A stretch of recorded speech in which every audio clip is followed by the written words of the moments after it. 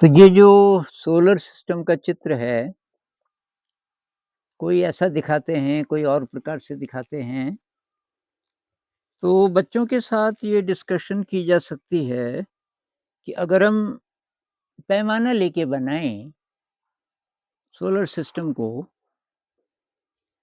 जितनी-जितनी दूरियाँ हैं और जो इनका साइज़ है, सूरज का और उसका जो परिवार है, क्या उसको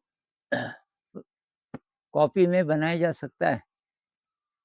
क्या हम सोलर सिस्टम को अगर पैमाने से बनाएँ तो प्रैक्टिकली संभव है क्या किसी कॉपी में बनाना? तो मैंने आज ये एक्सरसाइज़ की और दरअसल असंभव है। आप इसको कॉपी में बना ही नहीं सकते। अब मैं बताता हूँ क्यों? तो मैं केवल सूरज और पृथ्वी की बात करूँगा और फिर जो और ग्रह हैं जो पृथ्वी के बाहरी तरफ जाते हैं, जैसे मंगल है, फिर जुपिटर है, सैटर्न है वगैरह-वगैरह, उनकी तो मैं बात ही नहीं कर रहा। केवल सूरज और पृथ्वी।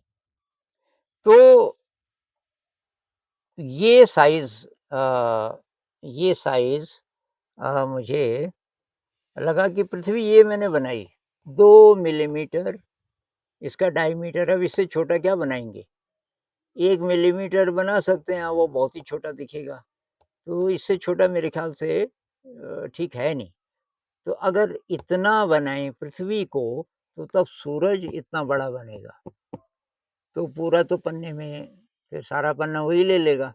मैंने थोड़ा-सा कम बनाया और ये किस हिसाब से बनाया, तो दरअसल सूरज का व्यास है 1.3927 मिलियन किलोमीटर्स और पृथ्वी का व्यास है 12,742 किलोमीटर। तो मैंने देखा अनुपात कितना है पृथ्वी और सूरज के व्यास, दोनों के व्यासों को कंपेयर करें, तो क्या अनुपात आएगा? तो पता चला कि 109 गुना ज़्यादा है सूरज का व्यास, पृथ्वी के व्यास से। इस आधार पे तब मैंने देखा पृथ्वी का व्यास अब कम से कम 2 मिलीमीटर तो मानना ही पड़ेगा। तो 2 मिलीमीटर अगर माने तो सूरज का व्यास होगा 21.8 सेंटीमीटर। ये जो मैंने बनाया इसका व्यास है 21.8 सेंटीमीटर। ये तो कोई प्रॉब्लम नहीं, आ गया ये, ऐसे दिखाया जा सकता है। ये पैमाने से बनाया हुआ है, सूरज का साइज़ अगर ये है, तो पृथ्वी का साइज़ ये। तो आपको लगता है कि है फिर तो संभावना है? नहीं है। अब दूरी की बात करते हैं। इनके बीच की मैंने जो दूरी दिखाई है, अभी दूरी की बात करते हैं। बीच की दूरी कितनी है? तो अब दूरी को कैसे तय करें? तो 2 मिलीमीटर मैंने जो पृथ्वी का व्यास माना, तो एक्चुअल व्यास तो है 12,742 किलोमीटर। तो अगर 2 मिलीमीटर बराबर 12,742 किलोमीटर, तो इस हिसाब से जो दूरी है सूरज और पृथ्वी के बीच में, वो कितनी है? 15 करोड़ 6,70,000 पर क्योंकि 8 मिनट लगते हैं सूरज की रोशनी को यहाँ आने में।